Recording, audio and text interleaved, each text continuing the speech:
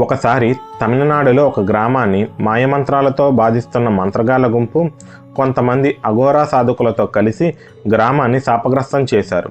ఆ దుష్టశక్తులు ఎంతో బలమైన మంత్రం ఉపయోగించి గ్రామం నిండా అదృశ్య బంధనాలు ఏర్పరిచారు. ఆ బంధనాల్లోకి ఎవరైనా పడితే తిరిగి బయటికి రాలేరు. దానితో గాలి కన్నా వేగంగా పరిగెత్తే ఆ దుష్టశక్తులు రాత్రులు చీకటిలో దాగి గ్రామంలో అల్లర్లు రేపడంతో గ్రామం పూర్తిగా ప్రమాదంలో పడిపోయింది. గ్రామస్తులు భయంతో తమని కాపాడమని కురుప్పన్ని పిలిచారు. వెంటనే కురుప్పన్ అక్కడ ప్రత్యక్షమై వారితో యుద్ధం చేయడం ప్రారంభించాడు. కానీ వారు అదృశ్యంగా మారుతూ ఉండటంతో అతని ఆయుధాలు వారిపై పనిచేయలేదు. కురుప్పన్ అప్పుడు తన దైవశక్తిని ఆవాహన చేసి ఈ శత్రువును వారి స్వరూపంలోనే బంధించే శక్తి తనకివ్వమని ఆ మహాదేవుడిని కోరాడు.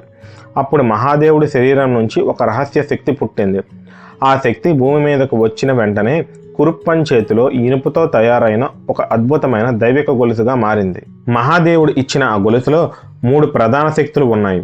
దానితో అదృశ్య శత్రువులను బంధించే శక్తి, దూరంలో ఉన్న దుష్ట శక్తులను వెంటనే దగ్గరకు లాగగల శక్తి, మరియు ఎటువంటి బంధనాన్నైనా విచ్ఛిన్నం చేసి ప్రజలను రక్షించే శక్తి.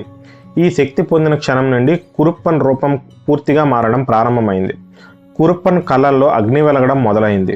అతని శరీరం మీద రక్షణ కవచాలు ఏర్పడ్డాయి. శత్రువులను భయపెట్టే భయంకర విశ్వరూపంతో చేతుల్లో ఎల్లప్పుడూ మోగే ఇనుప గొలుసులు వచ్చాయి. ఇలా మారిన తర్వాత ప్రజలు అతనిని కురుప్పన్ అని కాకుండా సంగిలి కురుప్పన్ అని పిలవడం ప్రారంభించారు. సంగిలి కురుప్పన్ తన గొలుసులతో శత్రువులను ఒక్కొక్కరిని బంధించి నేలకేసి కొట్టి వారిని నిర్మూలించాడు. అదృశ్యమైన వారిని తన గొలుసులతో బయటికి లాగాడు. మంత్రబంధనాలను గొలుసులతో కోసివేశాడు. గ్రామం మీద ఉన్న శాపాన్ని గొలుసు శక్తితో తొలగించాడు.